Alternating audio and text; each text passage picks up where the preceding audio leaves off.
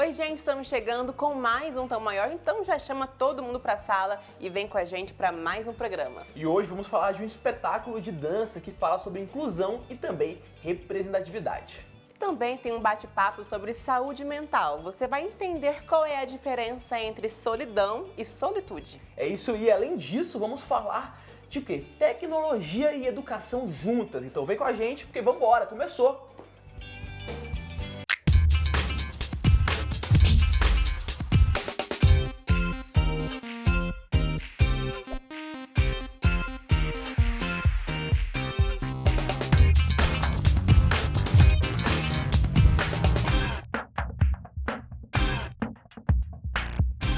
Fala pessoal, tudo bem? Sejam muito bem-vindos a mais um Tom Maior aqui na telinha da Sagres TV. Eu começo o programa de hoje fazendo a minha autodescrição. Eu sou Rodrigo Fumaça, sou homem preto, eu tenho cabelos black raspado aos lados e encaracolado na parte de cima. Utilizo óculos, uma barba cerrada. Hoje estou com a camisa branca, uma calça no tom terroso avermelhado e também um tênis branco. E ao meu lado a Jéssica Lima. Eu também aproveito, Fumaça, para fazer a minha autodescrição. Eu sou Jéssica Lima, tenho a pele clara, os cabelos longos e cacheados que hoje estão meio presos. Estou usando uma camisa com riscas na vertical, nas cores branco e azul, e uma calça jeans na cor azul. E nós começamos o tom de hoje com arte, né, Fumaça? E Jéssica, no programa de hoje a gente fala sobre o espetáculo Encaixes. Esse espetáculo que propõe a reflexão acerca das deficiências e diferenças de cada pessoa. E para falar sobre isso, sobre essa temática tão interessante, eu quero chamar para cá a Ludmila. Ludmila, seja bem-vinda ao Tom Maior. Como é que você está? Tudo bem? Olá, obrigada, tudo bem? Primeiramente, obrigada pelo convite, é uma honra estar aqui com vocês. É isso aí, Ludmila, já conta pra gente o que é o espetáculo Encaixes. Bom, o espetáculo Encaixes nasceu da necessidade de falar um pouquinho sobre as diferenças e que sim, todos os corpos podem dançar.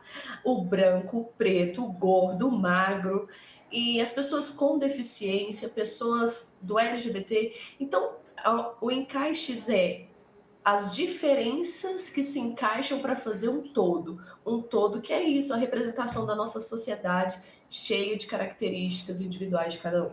E quando que surge a ideia, né, de apresentar esse espetáculo? Como que foi a união da equipe para tornar isso possível? Sim, graças à lei de incentivo da Paulo Gustavo, né, que nós tivemos aí vindo do governo federal, saiu o edital aqui para minha cidade, a cidade de Anápolis, Goiás, e eu falei, vou me inscrever, não posso ficar de fora dessa conquista da nossa classe.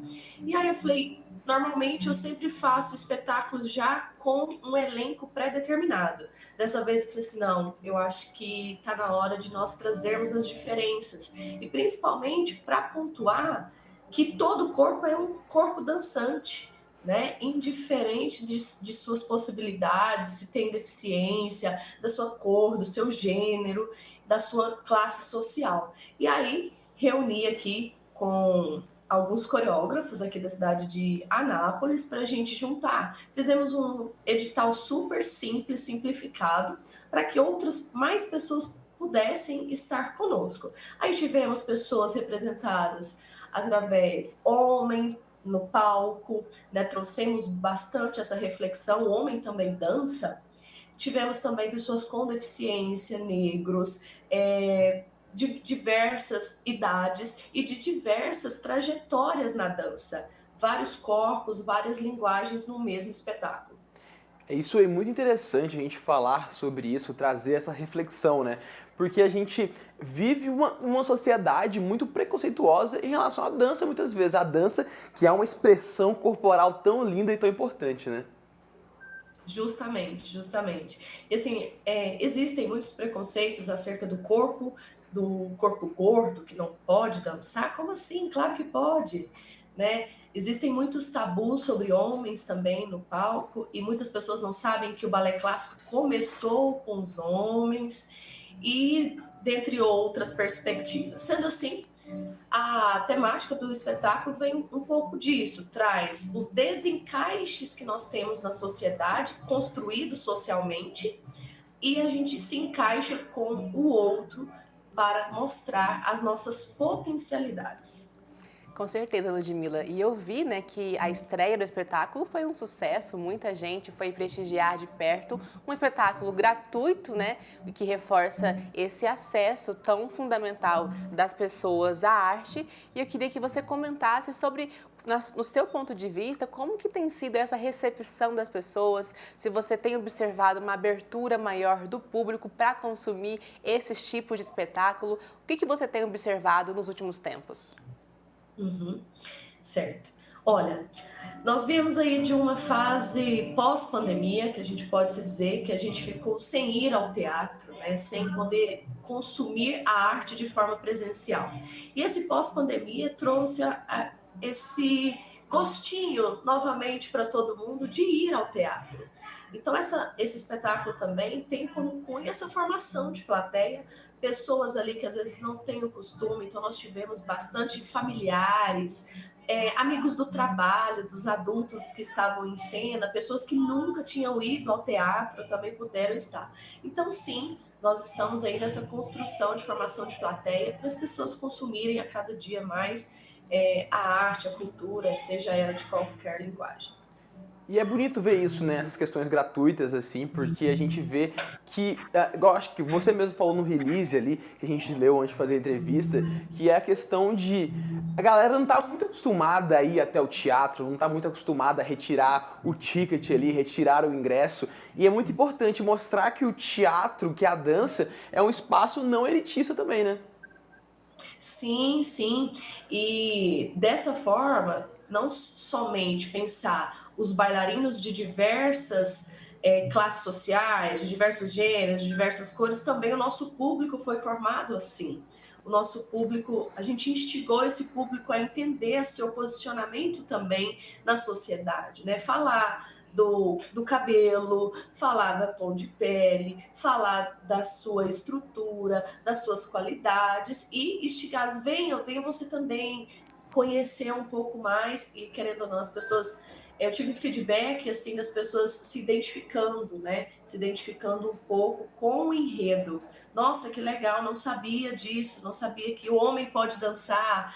Nossa, a menina com deficiência, que incrível, se ela pode, eu também posso. Então, instigou ali para as pessoas também terem esse movimento de ir ao teatro e de também se colocar nessa posição de encaixar na sociedade respeitando o próximo. É uma formação dupla, né, Ludmila? A formação de um Isso. público que está mais disposto a frequentar esses tipos de espetáculos e também a formação de pessoas que talvez nunca tenham se visto como bailarinos, mas que agora enxergam ali pessoas mais próximas deles e começam a pensar nessa possibilidade. E para você, eu queria saber também como que foi esse processo de interação entre os bailarinos, né, que não se conheciam, estavam ali juntos nesse projeto, também lidando com diferenças, e você que acompanhou de pertinho, como que foi ver eles se conhecendo, né, ganhando um ritmo e esse senso de equipe também, que é tão importante para o espetáculo dar certo no final? Sim, sim. Excelente pergunta. Bom, um dos maiores desafios desse espetáculo para a construção foi realmente termos as diferenças, mas que eu coloquei desde o primeiro encontro que era o desafio combustível para a criação. Então, os primeiros encontros foram ali de laboratórios de criação na busca de conhecer e por vezes não só conhecer o outro, mas conhecer a si mesmo. Então, nós tivemos esse desenvolvimento de se autoconhecer, de perceber o seu lugar na sociedade e a partir daí a gente conhecer o outro. Então, esses primeiros laboratórios trouxeram para todos esse lugar de abertura. Então, se eu me conheço, se eu me reconheço, eu consigo também conhecer e reconhecer o outro nas suas qualidades e nas suas limitações. Depois de uns 30 dias juntos, já criaram amizades. Eu tenho feedback assim do elenco que criei um amigo para a vida toda, foi muito boa a experiência, muitos já querem mais, já querem continuar dançando juntos, então foi muito importante, não somente os bailarinos, mas nós também, coreógrafos, né, nós da equipe, também se juntando em prol dessa união e da arte e cultura. É isso aí, Ludmila, essa união que é muito importante. E, Ludmila, muito obrigado por essa entrevista. Foi muito bom falar com você, trocar essa ideia. E tem algum Instagram, algum local onde o pessoal pode acessar aí, ver quando vai rolar em outras datas e tudo mais? Sim, tem sim. Podem acessar o @producoinsplie ou @plie_estúdio de dança. Nele vocês acompanham todos os nossos espetáculos autorais, espetáculos de encerramento. Nós aqui na escola gostamos muito de abrir para a comunidade, sempre fazemos curso de formações. Esse ano tivemos curso de formações gratuitos, então convido todo mundo a estar nos seguindo e acompanhando as nossas redes para o próximo espetáculo. É isso aí, Ludmila, muito obrigado por essa entrevista. Foi um prazer falar com você. Prazer é meu, gratidão, obrigada eu, sucesso para vocês, bom trabalho. É isso, até mais. E agora a gente segue aqui o Tom Maior, porque tá na hora de um quadro que todo mundo gosta, tá na hora do Cuca Fresca.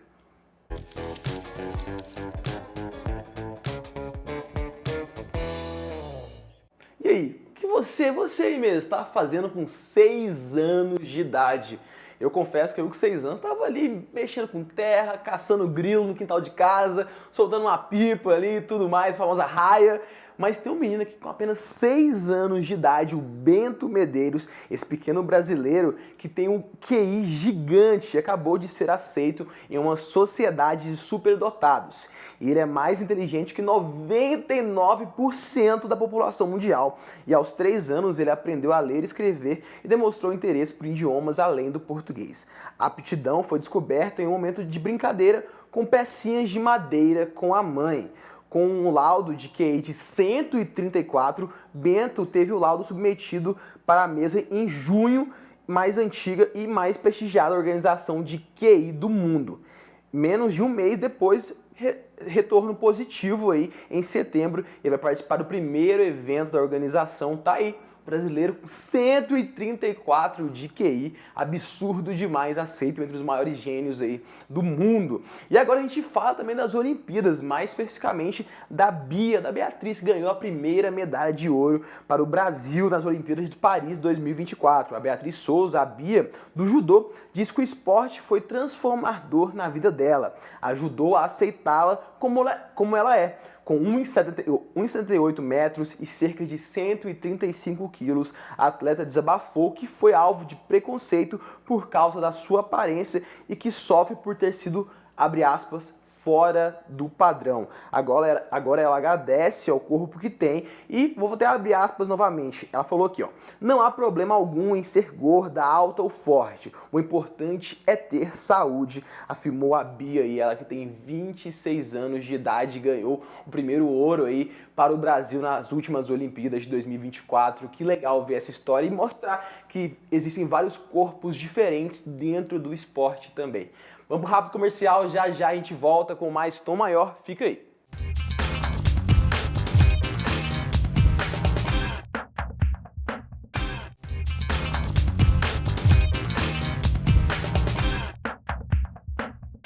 Estamos de volta com o Tom Maior na Sagres TV ou também em nosso canal do YouTube no @Sistema Sagres. E por falar nele em nosso canal do YouTube, se você ainda não acompanha todos os dias o Tom Maior por lá, está perdendo de participar com a gente. Afinal, é por lá que nós lemos os seus comentários, conhecemos as suas sugestões e também o que você aí de casa está achando das matérias e entrevistas que temos por aqui em nosso estúdio. Mas, além do Tom Maior, você também acompanha outras programações aqui da casa, como, por exemplo, Pauta 1, Pauta 2, debates esportivos, Literando, Pode Falar. E vem muito mais novidade por aí. Então, para você saber tudo em primeira mão, fique inscrito ali em nosso canal no @Sistema Sagres. Assim, você garante que não perde nada. É isso mesmo, né, Fumaça? É isso aí, Jéssica. Agora tá na hora de ficar bem informado. Tá na hora do Boletim Sagres. Olá, pessoal, tudo bem? Uma empresa brasileira produtora de celulose coletou lixo plástico no litoral sul da Bahia em 5 semanas de 2024 e verificou que grande parte do entulho é de origem estrangeira. Conforme o Instituto Oceanográfico da USP, o entulho é predominantemente composto por garrafas e outras embalagens plásticas, sendo que a maior parte das garrafas plásticas vem da Ásia. E também destacamos um estudo do Instituto de Saúde Global de Barcelona, que constatou quase 50 mil mortes na Europa devido às altas temperaturas. Foram analisados registros de temperatura e mortalidade de 35 países europeus, especialmente o pico de 44 graus Celsius na Sicília, Itália. Os mais vulneráveis a essa situação são os idosos, mas também os cientistas alertam para um aumento da mortalidade entre adultos e jovens conforme o avanço das mudanças climáticas. Para acompanhar outras notícias sobre meio ambiente e educação, acesse o nosso portal, o sagresonline.com.br. Até mais! E agora, depois das notícias do portal Sagres Online, é hora de falarmos sobre educação aqui no Tom Maior. Você já parou para pensar sobre os impactos da tecnologia e da cultura digital na sala de aula? Pois é, esse é um assunto muito recorrente e que toda vez que nós pensamos no futuro, esse é um assunto que volta à tona. E nós conversamos sobre isso agora e para isso recebemos o César Guimarães. Bem-vindo ao Tom Maior, César. Olá, obrigado pela oportunidade. Nós agradecemos. Bom, primeiro, César, eu queria que você explicasse qual que é o seu entendimento de cultura digital quando estamos falando de escolas. Não, legal. Olha, a primeira coisa que eu tenho em mente é o seguinte: é impossível a gente tirar totalmente a criança do celular. É impossível a gente fazer alguma situação onde a criança realmente saia, não tenha contato nenhum com o digital. Então, cada vez mais tem sido fácil, cada vez mais tem sido prático você colocar um celular na mão da criança. E agora eu quero fazer então que isso seja produtivo, que isso seja bom para a criança, que isso seja usado de uma forma coerente e que ajude ela a ser educativo, sim. Qual que é a ideia que nós fizemos? Um aplicativo que o aplicativo faz a pergunta, uma pergunta de matemática, e a criança ela não responde no aplicativo, ela responde no mundo físico, aquele mundo onde ela está acostumada a viver, aquele mundo onde ela consegue se conectar com as pessoas e saber que fora da tela. E a resposta, como é que você faz? Ele abre a câmera do celular. Na hora que ele abre a câmera do celular, ele aponta essa câmera do celular para o material que ele montou a resposta e aí ele tira uma foto. A inteligência artificial interpreta essa foto e fala se ele acertou ou errou. Com isso, gente, a criança que ama a tecnologia, e não tem como. Tecnologia é gostoso. A gente é viciante porque é gostoso. A gente gosta de estar com a tecnologia, a gente gosta de usar isso e, portanto, é um jogo divertido para ela. Na hora que ela faz o exercício, a própria inteligência artificial vai falar com ela, né, vai responder se acertou ou se errou, e mais. Uma coisa que é legal, né, como a gente tem uma ferramenta educacional muito forte, uma ferramenta digital, a gente vai usar os recursos que o digital tem a nos oferecer. Então, se ele tiver uma dúvida, ele clica no botão de ajuda e ele vai ter uma aula. Olha que legal. Na hora que ele não entendeu algum assunto, isso era uma aula. Por que isso é importante? Uma coisa que eu falo muito é, o professor, ele é muito fluente, ele entende muito. E a gente sabe porque a gente vai dar aula em alguns lugares, e aí você faz uma aula incrível. Você fala assim, agora não tem como ninguém entender. Todo mundo olha e fala, professor, que aula maravilhosa, amei. Termina, vira as costas, que ele realmente senta no caderno e não tem aquele professor dando aquela aula maravilhosa naquele momento, ele percebe que não entendeu nada. Mas ele percebe quando? Quando já está longe do professor. Quando não tem mais como perguntar para ele. Então, a graça desse programa, né, a graça desse software, é que ele vai lá e tira uma foto, e aí, se tiver dúvida, ele vê o trecho da aula, não é uma aula completa, porque senão ninguém aguenta, né, claro. Ele vê o trecho da aula que tira a dúvida dele. Então se tornou uma coisa super divertida, o pessoal tem amado aqui e tem se interessado bastante, tido um resultado muito positivo.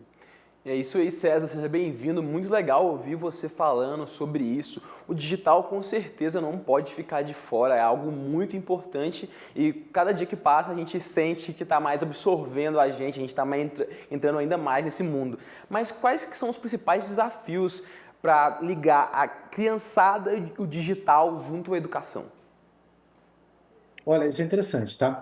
Um desafio primeiro é para o pai ele acreditar que isso dá certo. E é claro que o pai tem que ter muito cuidado, porque no mundo digital, eu falo que o mundo digital é cheio de armadilhas, até para adultos. Quem nunca entrou num site onde falava assim, ó, para cancelar, clique aqui. E na hora que você clicava no botão onde estava escrito cancelar, ele te levava para uma outra página, te levava para uma promoção. Então, é cheio de riscos, né? E a gente sempre pensa o lado negativo do mundo digital. Agora, o que a gente tem que conscientizar é que existem coisas muito boas do mundo digital. Se você quiser aprender sobre qualquer coisa, se você quiser uma aula melhor sobre algum assunto, né, sobre qualquer assunto para melhorar a sua vida, com certeza você vai achar alguma coisa muito boa no mundo digital. Seja nas plataformas redes sociais, né, Instagram, YouTube, né, até no TikTok tem alguns lugares colocando informação útil para as pessoas. Tá? Então, a primeira coisa é conscientizar os pais. A segunda é conscientizar a criança para fazer uma atividade que seja produtiva. Trazer isso para ela, porque você vai ter que aprender a ligar uma câmera, aprender a tirar uma foto, aprender a ver como é que está o seu progresso dentro do aplicativo. Né? Então, essa conexão dela é uma barreira, é algo novo que ela está aprendendo. Agora, se eu pego ela numa idade onde ela está aprendendo várias e várias coisas novas, essa é uma parte muito interessante. Porque a vida inteira você vai ter uma conexão. Gente, uma boa vida de um adulto, ele tem uma boa conexão entre o digital e entre a vida física, a vida cotidiana. Né? Por exemplo, aqui estamos numa plataforma digital, né? Muitas vezes aí, eu vi que vocês apresentaram o canal do YouTube, onde eu trago informação da vida cotidiana, das notícias e do que está acontecendo no mundo. Essa conexão que a gente tem que aprender mesmo. Não adianta só eu viver um mundo paralelo que é o mundo digital. Eu tenho que trazer isso para o meu mundo onde eu vivo, onde eu coloco a mão, aonde isso tem uma realidade, uma conexão, e aí sim eu faço a ponte entre o digital e o físico. E quando a gente fala de matemática, eu faço a ponte entre o mundo físico, que ela já gosta, que ela já vive e que ela já sabe como é que funciona, para o mundo abstrato, aonde existem contas e onde existem conhecimentos e conceitos que ela precisa chegar lá. Então, quando eu faço esse caminho todo, eu tenho uma capacidade de entender o que é o mundo digital, mas o que é o mundo abstrato do conhecimento. E isso, puxa vida, se ela entender isso, ela vai ter o sucesso ao longo da vida inteira. O que ela for fazer, ela vai ter sucesso. São habilidades, né, César, que na verdade eles vão ser cobrados ao longo de toda a sua vida, né? A tendência que nós estamos vendo é justamente isso, que nós aprendamos essas habilidades, aprendamos essas competências aí na hora de usar a tecnologia, e se os alunos têm uma exposição a isso, claro, de uma forma acompanhada e bem guiada, a tendência é até que se formem adultos que tenham uma certa habilidade maior em resolver problemas e lidar com essas tecnologias. Você enxerga isso a longo prazo também? Com certeza. Perfeito. Muito bem colocado. Olha, eu gosto de matemática, né? A gente faz muito material aqui, muito material concreto para ensinar matemática. E eu gosto de matemática. Agora, o que é curioso é que é difícil você olhar para um adulto e você ver um adulto que gosta de matemática. Tem uma curiosidade, tá? A matemática foi colocada nas escolas para divertir as crianças e poucas pessoas falam dessa curiosidade. E aí, hoje em dia, você fala assim, que divertir nada com matemática? Como assim, né? Me divertir, horrível isso? Porque às vezes a gente vai colocando cada vez situações mais difíceis, problemas mais complexos, mas a matemática, a ideia dela é você ter um problema, que ele existe uma solução, mas essa solução não é óbvia e você tem que pensar. E aí, cada vez mais os professores têm colocado soluções impossíveis, né? Você só vai saber se você usar o teorema de não sei quem a fórmula de não sei quem mais. E aí fica realmente desagradável, fica sem gosto a matemática. Agora, se você traz um conceito onde os problemas são resolvíveis, onde aquilo é gostoso, onde aquilo é um desafio que você supera. Quem não gosta de superar desafio? Quem não gosta de entender isso? Quem não gosta de algo que vai usar ao longo da vida inteira, né? Eu vejo, por exemplo, a gente ter professores colocando aí, né? Faz parte da carga horária, não é culpa do professor apenas, tá? Mas faz parte da carga horária. Você fazer problemas de números imaginários, fórmula de Bhaskara, que, puxa, talvez você nunca mais use isso na vida. Agora, as pessoas erram em coisas simples, como fração, como multiplicação e divisão, que ele vai usar isso ao longo da vida inteira dele, vai fazer o que for da vida, ele vai usar. Então, quando a gente traz isso para a vida, né? Entendendo que aquilo é importante, entendendo que aquilo é prático, e aí como é que você faz para fazer com que isso seja prático? Traz um problema para ela. Traz uma conta para ela poder fazer na mão e ter essa resposta. Quando que eu vou usar isso? Essa resposta é muito simples. Você vai usar agora que você está fazendo esse exercício, né? Concreto, esse exercício prático. Se a gente consegue fazer isso, que é o nosso foco, eu consigo trazer pessoas que vão gostar de resolver problemas, gostar de pensar, gostar de abstrair, que é aquela parte importante, e aí sim vão ter adultos mais capazes, vão ter adultos mais resolvedores de problemas, que tem uma curiosidade também, tá bom? Se eu posso colocar mais uma curiosidade aqui, é bem legal. Saber resolver problemas te traz mais 3 benefícios, além de saber resolver problemas. A pessoa se torna uma autoestima melhor. Quem sabe resolver problemas se sente melhor, se sente mais inteligente. Eu já vi muitas pessoas que não gostam de matemática falando para mim que eu não gosto muito de matemática, eu sou meio burra. Usando esse termo. Poxa, quer dizer que ele passou a vida inteira se sentindo burro. Então, saber resolver problemas de lógica vai ter uma autoestima melhor. Segundo, estatisticamente as pessoas são mais felizes. Se você fizer uma conta de qual que é o grau de felicidade que ela tem, se você sabe resolver problemas, ele vai ser maior. E terceiro, que é tão importante quanto elas ganham mais dinheiro, têm salários melhores, são mais reconhecidos. Então, são 3 benefícios aí, além de resolver problema, que são muito relevantes para qualquer adulto. É isso aí, César. Muito obrigado por essa entrevista. Foi um prazerzão falar com você. Eu acho que é muito interessante a gente trazer sempre essa temática, né? Porque a gente não pode deixar a tecnologia para trás e não pode deixar a tecnologia também virar algo ruim, né? Para os jovens. Então é muito interessante um projeto assim que transforma a tecnologia e a educação. Muito obrigado por essa entrevista. Foi muito bom falar com você.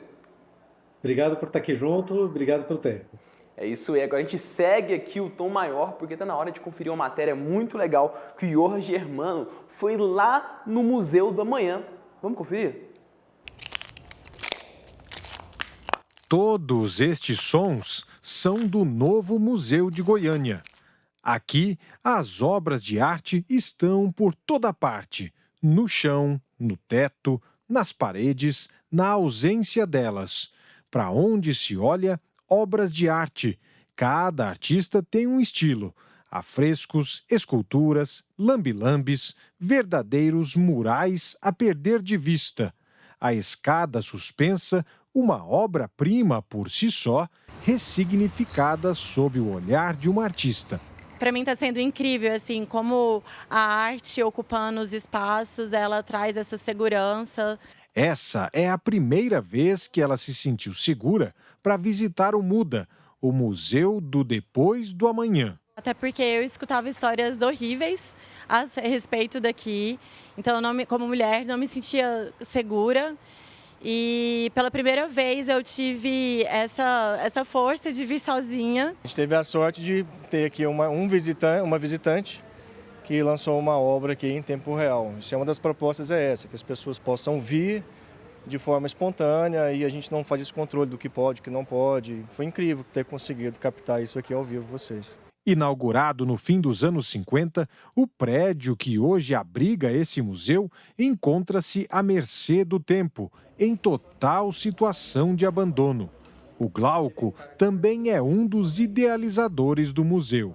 Qual que é o valor histórico do prédio aqui, Glauco? O que já funcionou nesse lugar, antes do MUDA? Johan, esse prédio ele nasce para iluminar Goiás, né? Esse prédio nasce para ser a sede da CELG e ele, além de ter essa invocação para ser a sede da companhia energética de uma cidade nascente, de uma cidade muito jovem, ele nasce também para ser um símbolo da arquitetura dessa primeira fase do modernismo brasileiro e com uma pitada de algo de um modernismo goiano. Cada parte desse lugar imenso representa uma reflexão. Quem diria que o azul, a cor do Césio 137, daria nome ao corredor de um museu e se tornou um dos lugares mais emblemáticos de Goiânia. São quase 100 metros de extensão, do início ao fim do corredor. A história dessa cidade é marcada pelo um dos maiores acidentes radiológicos do mundo que nasce num prédio abandonado. Há uma estratégia imobiliária de abandono para desmoronar, para inviabilizar tombamento, para surgirem grandes torres. Então, é uma estratégia consolidada que faz parte da história dessa cidade. A gente vai na contramão e produz uma ocupação artística no que era uma grande estratégia de deteriorização que vai gerar diferentes problemas, né? A gente pode falar aqui de focos de dengue na época de chuva, por exemplo. A fachada vazada em estilo cogobó, que privilegia a iluminação natural, fez do prédio um símbolo da modernização em Goiás. O edifício sediou ainda em 2016 a antiga Secretaria de Educação, Cultura e Esporte do Estado, depois da privatização da CELG.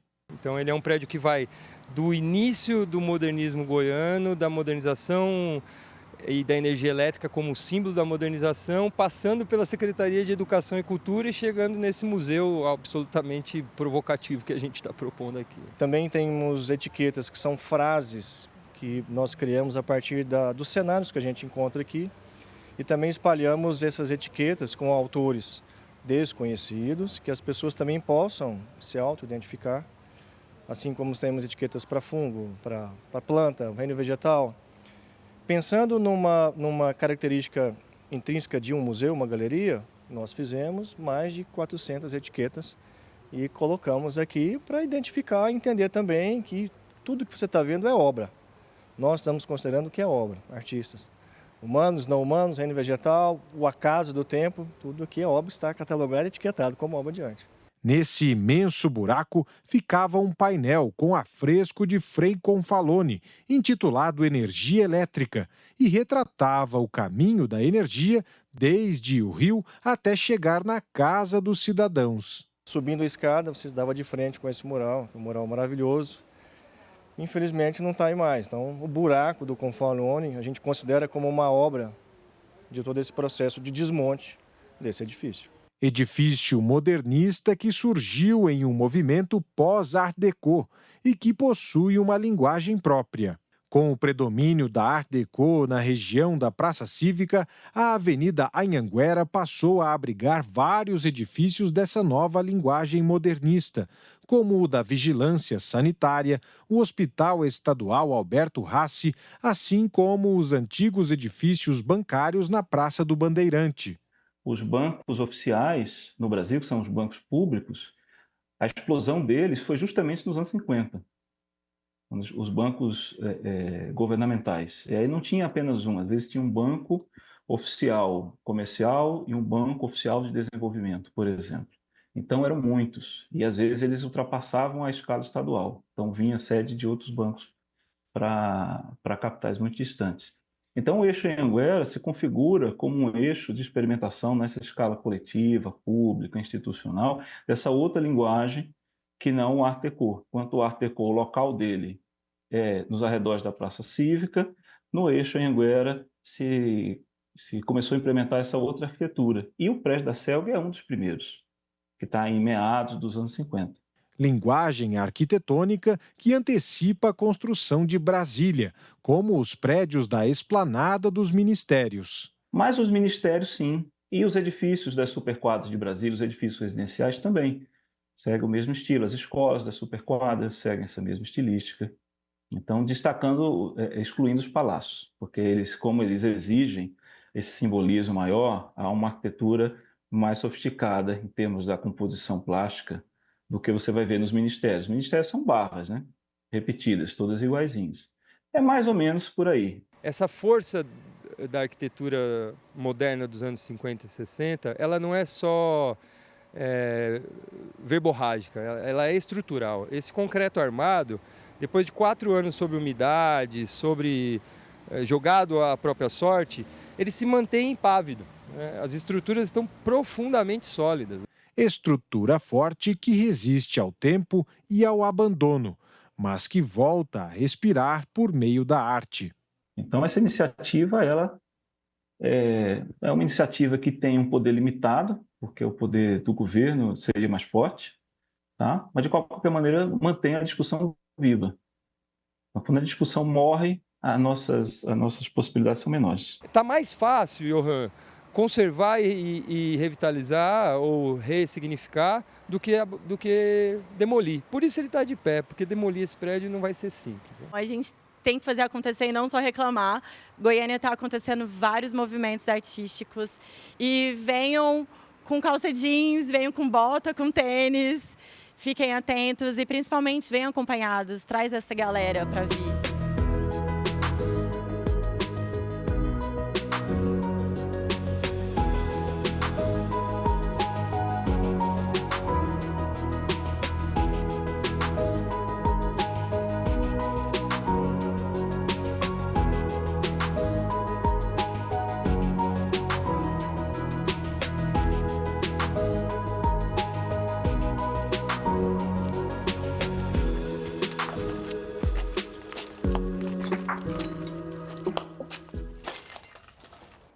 Eu reforço então o convite, né, para que você vá lá e visite de pertinho o Museu da Manhã, que fica aqui em Goiânia, e realmente é uma baita oportunidade da gente ver de pertinho o quanto que a arte pode ressignificar a nossa vida na cidade.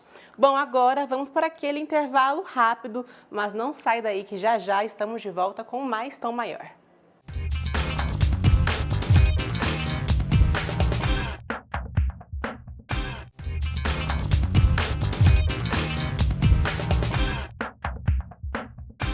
Volta com mais Tom Maior na Sagres TV e também em nosso canal do YouTube no @Sistema Sagres. Agora, bom, no programa de hoje, Fumaça, já falamos sobre educação, sobre dança. Vamos fechar com um bate-papo sobre saúde mental? Sempre bom, né? Bom. Sempre bom, sempre importante. E agora nós vamos diferenciar solidão de solitude. E para isso eu recebo a psicóloga Beatriz. Seja bem-vinda ao Tom Maior, Beatriz. Olá, muito prazer. Muito Prazer feliz é de estar aqui nosso. com vocês. Bom, a primeira pergunta já é direta então, Beatriz. Por que é importante nós sabermos diferenciar solidão da solitude? Bom, as pessoas confundem um pouco o significado de solidão e com isso elas trazem um significado muito diferente, né? Porque solidão elas entendem que é quando elas estão sozinhas. Então, se eu gosto de ficar sozinha porque eu gosto de solidão, vice-versa, mas não, solidão ele é um sentimento, né? Uma angústia, uma desconexão até, eu diria, né? Uma tristeza, independente se você está sozinho ou não. E solitude já é muito diferente, né? Porque solitude é quando você se sente confortável estando sozinho. Diferente de solidão, né? Que tem essa diferença, eu posso estar sozinho, eu posso estar acompanhada, e esse sentimento de solidão, de angústia me acompanha. E a solitude traz, né? Esse bem-estar, né? Essa busca da essência. Eu me sinto bem, confortável quando eu estou sozinha. Busco esse autocuidado também, né? É isso, é muito massa a gente falar sobre isso, mas uma pergunta, tem como a gente sentir os dois ao mesmo tempo? Uma hora tá assim, nossa, tô felizão estando sozinho aqui, depois fica, nossa, tô meio triste aqui sozinho. Como é que funciona isso? Olha, não sei se dá para sentir as duas coisas ao mesmo tempo, porque a solitude ela vem muito desse autoconhecimento, né? Então, esse autoconhecimento me faz buscar entender o quanto é importante estar sozinho.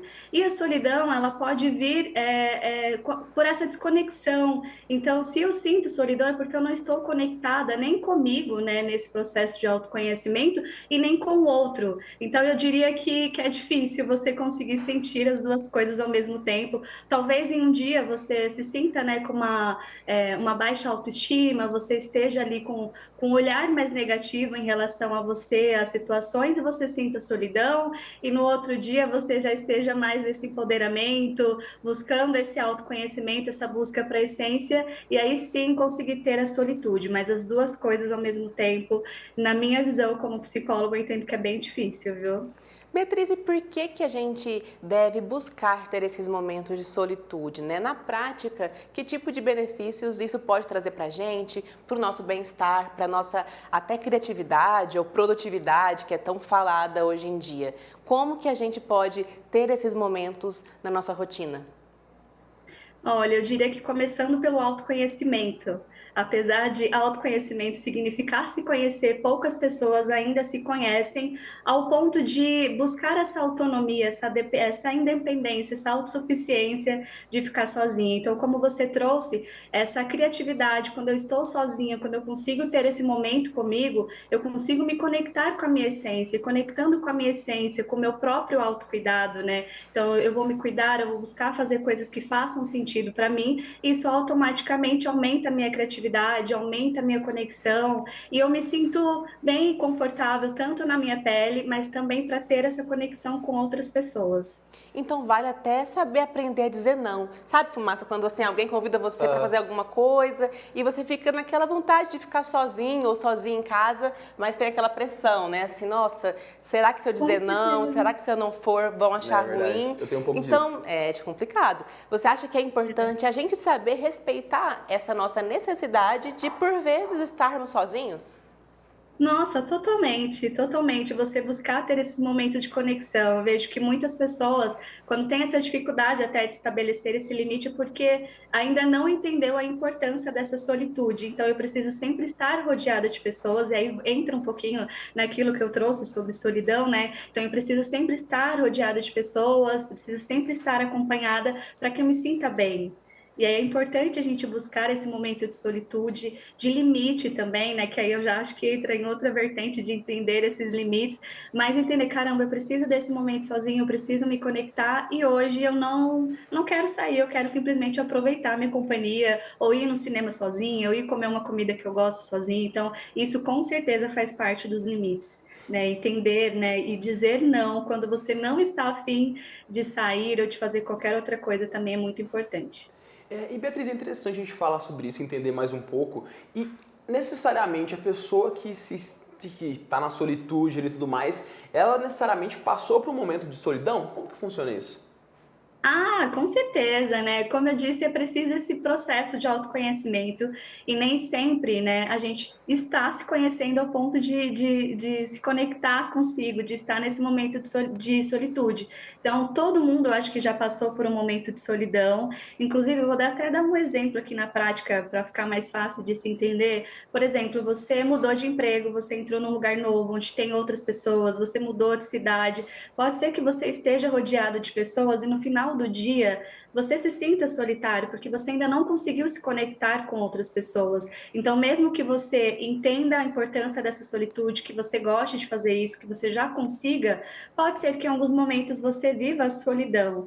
O importante é só prestar atenção para que isso não seja um sentimento constante, né? Então, se você está num lugar onde o sentimento é constante, eu preciso entender o porquê que você não está conseguindo se conectar ao ponto de não sentir mais essa tristeza e essa desconexão no geral. Então a chave, né, acho que dá para resumir do nosso bate-papo aqui, é justamente essa busca pelo autoconhecimento, o equilíbrio e saber também determinar a hora certa de cada coisa, né? Tem tempo para tudo, tempo para conversar com os amigos, tempo para sair, tempo para ficar em casa em um momento mais introspectivo. Eu acho que o equilíbrio é a grande chave, né, Beatriz? Exatamente, se façam perguntas, né? O que eu gosto de fazer? O que eu tenho de desafiador? Hoje em dia, com as redes sociais, mesmo que você esteja sozinho em casa, talvez seja difícil você entrar nessa solitude, porque o tempo inteiro nós estamos nessa necessidade de se conectar. Então, o processo do autoconhecimento nem sempre ele é fácil. Você começar se observando, né? Observe o que você faz, o que é mais interessante para você, o que te conecta com aquilo que você gosta. Talvez esse momento de solitude te traga aí reflexões de coisas que você deseja mudar, né? Então é importante realmente encontrar esse equilíbrio, entender que para tudo tem o seu momento. Estar com amigos é legal, estar sozinho também é legal, e também entender agora nesse mundo digital que nem sempre a gente precisa estar conectado ali nas redes sociais para estar conectado de fato com as pessoas. Sim, muitas vezes eu vejo que muitas pessoas não se conectam com si e tá sempre ali buscando uma conexão na rede social, uma curtida. Então tome muito cuidado com isso também, para não atrapalhar esse equilíbrio aí da solitude. É isso aí, Beatriz. Muito obrigado por essa entrevista. Foi uma honra te conhecer e falar com você.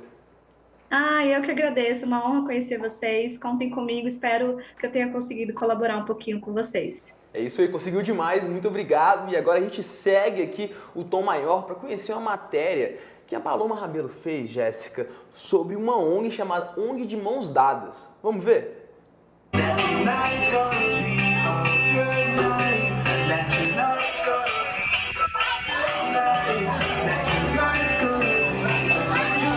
Paulo, o que você está achando da colônia de férias? Uma maravilha. O que você mais gosta aqui? Tudo. Os professores, a comida, né? As brincadeiras. Tá fazendo muita amizade? Sim. É uma maravilha, é muito bom. Eu faço aqui, fiz muitos amigos, me diverti muito com os meus primos. É muito bom. Uma maravilha, é muito bom. Os educadores são muito atenciosos, né? E o que eu mais gosto aqui é as brincadeiras, o lanche é muito bom também. E eu gosto de tudo daqui, de tudo e mais um pouco. Tá aproveitando bastante as férias, então? Sim, muito. A iniciativa da colônia de férias é da ONG de Mãos Dadas pela Vida, com o apoio do projeto Cartórios pelo Bem Social.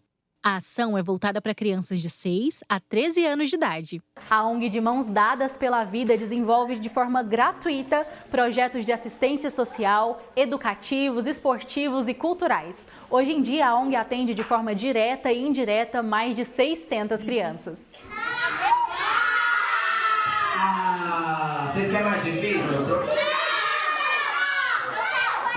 A ONG de Mãos Dadas pela Vida nasceu no 2007 por vontade e per visão do padre Corrado Vitale, missionário italiano, que ficou cuidando da pastoral e da igreja do Jardim das Oliveiras por mais ou menos 12 anos, de 2007 para frente. O foco nosso principal é na área da assistência social, oferecendo serviços gratuitos para crianças e adolescentes, na ideia de ajudá-los a ter uma formação integral um pouco melhor, né? Complementando o que a prefeitura está oferecendo e que outras realidades oferecem. Eu já trabalhava para o Dr. Rodrigo, que é o diretor do projeto. Ele me conhecia e sabia que eu já tinha essa facilidade, né, de comunicação, enfim. Eu já fazia alguns trabalhos individuais, por voluntário mesmo, e ele me convidou para participar do projeto e entrar nessa jornada como secretária oficial e ajudar ele nos trabalhos, na triagem das instituições. Então foi assim que eu conheci. Todos os projetos que a gente ajuda, a nossa ajuda entra no financeiro, então nós financiamos instituições, né? Patrocinamos e fazemos parceria com uma doação mensal que vai diretamente para a escola de futebol do projeto. Nós ajudamos com uniformes, nós fazemos doações esporádicas também com materiais escolares, brinquedos no fim do ano. Então são com doações eventuais e mensalmente um valor específico.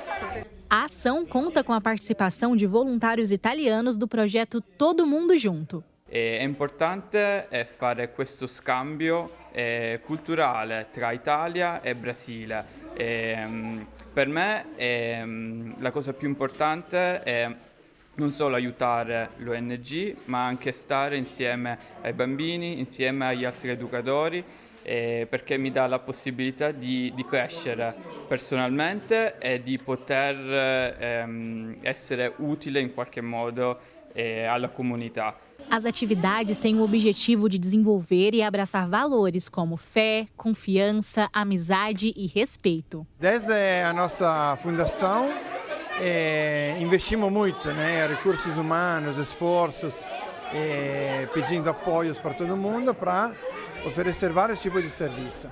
Temos um time de futebol muito grande, com 145 alunos. A gente disputa campeonatos, torneios, né? A ideia do esporte na ideia de valorizar o que o esporte possa ensinar para as crianças. Então, os valores que o esporte transmite. Entre os muitos, né, a ensinar a criança que ela se esforçando pode melhorar. A importância deles é muito grande, tipo, para tirar eles das ruas, para dar um objetivo na vida, para ver um futuro melhor, criar responsabilidade, para mesmo se não virar jogador, virar um cidadão do bem. Isso é nosso intuito maior, criar os vencedores.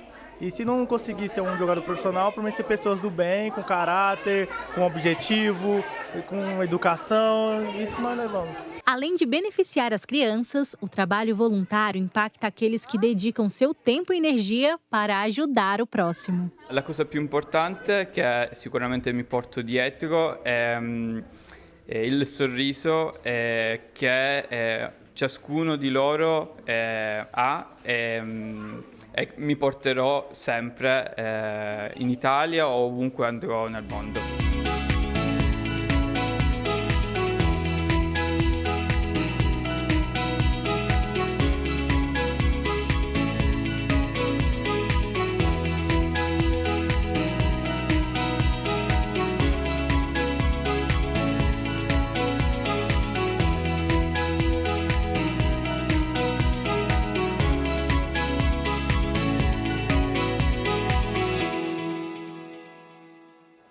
Tá aí. Muito bom, né, esse projeto. Paloma sempre trazendo ideias legais que realmente inspiram a gente, né? Muita coisa legal acontecendo por aqui. É isso, muito bonito ver todas as matérias da Paloma, assim, que sempre traz essa questão da história, de conhecer as pessoas. Muito legal isso. E, Jéssica? É aquela hora difícil, mas necessária, né, gente? É hora de dar tchau, mas amanhã estamos de volta com mais Tom Maior. Até mais. Até tchau.